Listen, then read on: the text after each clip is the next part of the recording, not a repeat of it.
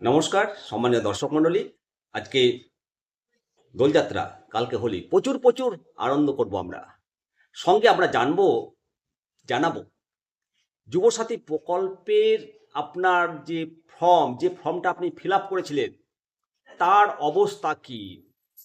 আপনাকে জানাবো ভোটের আগে অর্থাৎ 1 এপ্রিল থেকে যুবসাথী প্রকল্পের 1,500 টাকা অ্যাকাউন্টে ঢোকার কথা। ঢুকবে কি 1 এপ্রিল থেকে? সামনে ভোট। এই ভোটে যদি বর্তমান সরকার আবার প্রত্যাবর্তন করে তাহলে কবে থেকে টাকা পাওয়া যাবে নাকি যাবে না? আর যদি সরকার পরিবর্তন হয়ে যায় তাহলে টাকা পাওয়া যাবে নাকি যাবে না? শুধু শুধু কি ফর্মগুলো ফিল আপ করা হলো? অ্যাকচুয়ালি বিপুল সংখ্যক একটা ফর্ম জমা পড়েছে, 84 লক্ষ। এই 84 লক্ষ ফর্ম স্ক্রুটিনি করে ঝাড়াই বাছাই করাটা বিপুল সময় সাপেক্ষ, এটা অস্বীকার করার জায়গা নেই। অফলাইনে 65 লক্ষ এবং অনলাইনে 19 লক্ষ ফর্ম জমা পড়েছে আর কি, মোট 84 লক্ষ। তো এই যে বিপুল সংখ্যক ফর্ম, তার মধ্যে আপনার ফর্মটা রয়েছে, আপনি কিভাবে জানবেন যে আপনার ফর্ম কি অবস্থায় আছে?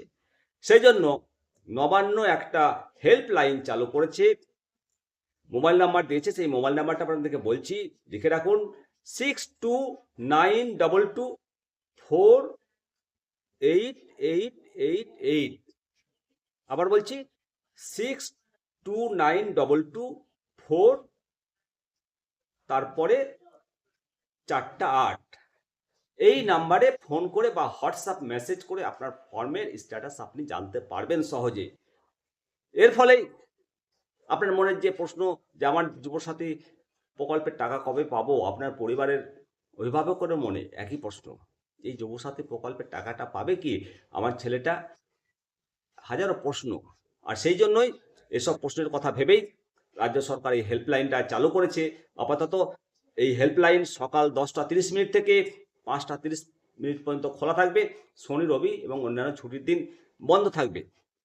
তো এখন এই হেল্পলাইনটা ঠিকভাবে কাজ করার জন্য এবং যাতে কোনো রকম ধোঁয়াশা না থাকে সেজন্য সমস্ত জেলা শাসকদেরকে নির্দেশ দেওয়া হয়েছে। তো সবথেকে যেটা বড় প্রশ্ন, যে ভোটের মুখে এই প্রকল্পের ভবিষ্যৎ কি?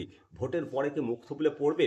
ভোটের আগে কি টাকা পাবে? দেখুন, 1 এপ্রিল থেকে এই প্রকল্পের টাকা ঢোকার কথা, কিন্তু মার্চ মাসে ভোট ঘোষণা হবে। আর ভোট ঘোষণা হলে কোনো প্রকল্পের কাজ করতে পারবে না, সেটা বন্ধ রাখতেই হবে। কোড অফ কন্ডাক্ট বলে কথা, নির্বাচনী ঘন্টা যখন বেজে যায় তখন সব কিছুই মডেল কোড অফ কন্ডাক্ট চালু হয়। সেই জন্য 1 এপ্রিল থেকে এই প্রকল্পের টাকা আসবে না, এটাই ধরে নিতে হবে।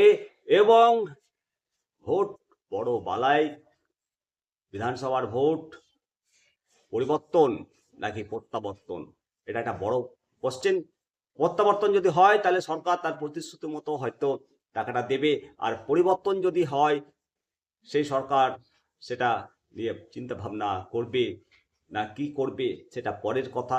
আপাতত আপনার নিজের ফোন থেকে আপনার ফর্মের স্ট্যাটাসটুকুই জানতে পারবেন, আপনার অ্যাকাউন্টে টাকা ঢুকবে না, এটাই ধরে নেওয়া ভালো। ভালো থাকবেন, অবশ্যই আপনার মতামত দেবেন। আমি শিবরাম সরকার।